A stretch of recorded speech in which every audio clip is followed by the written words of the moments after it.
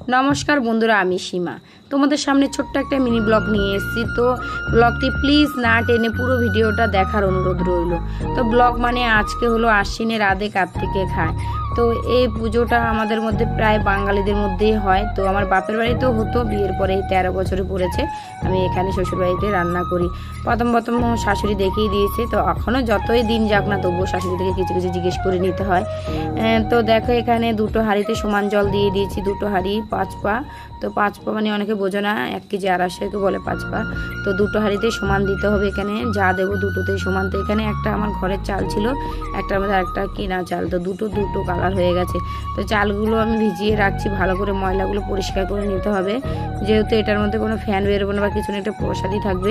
তো অনেকটা মানে পরিষ্কার করতে। আর এদিকে দেখো শাশুড়ি মা ভোগ দেবে। তো শাশুড়ি মা কিন্তু ঠাকুরের জন্য আলাদা রান্না করে ফেলেছে আর বলছে আমাকে নারকেল ছুলে দাও। আর নারকেল ছুলতে যে কি কষ্ট লাগে আমার বড়মশাইকে সকালে বলতেই ভুলে গেছে। তো দুটো কোনো রকম ছোলা হলো, এবার রেখে দিচ্ছি। আর এদিকে দেখো জলগুলো গরম হয়ে গেছে, এখানে কিন্তু জল ফুটবে তারপরেই চাল দিতে হবে।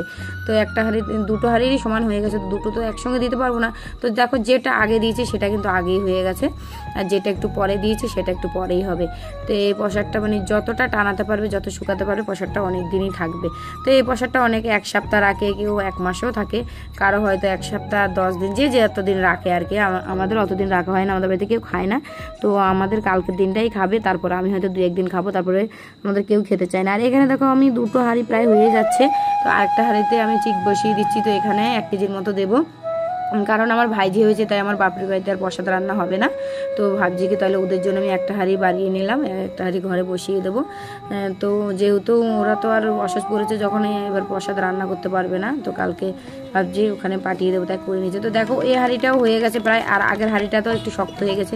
এটা যত হবে না তত শক্ত হয়ে যাবে। আর এটা না আমরা খুন্তি বা স্টিলের জিনিস দিয়ে নাড়া হয় না, এটা আমাদের আছে কাঠ দিয়ে নাড়তে হয়। এটা একটা নিয়ম, এখানে যে নিয়মগুলো আছে সেগুলো করতে। আর এখানে দেখো কাপড়ের ন্যাকড়া বা কিছু দিয়ে নিতে নেই, তারপরে এখানে কলা পাতা বা পেঁপে পাতা দিয়ে নিতে হয়। আর এখানে দেখো শাশুড়ি মা যেটা ভোগ মানে রান্না করেছে আমার শাশুড়ি মা, ওগুলো দিয়ে ভোগ দিয়ে দিচ্ছে ঠাকুরকে। কালকে একাদশী ছিল, সকালে এখনও পারণ করেছে, পারণ করে ঠাকুরকে ভোগ দিয়ে তারপর প্রসাদ নেবে। আর আমি তো এখানে অশ্বিনী ঠাকুরের জন্য করছি, এটা আলাদা আর ওটা আলাদা।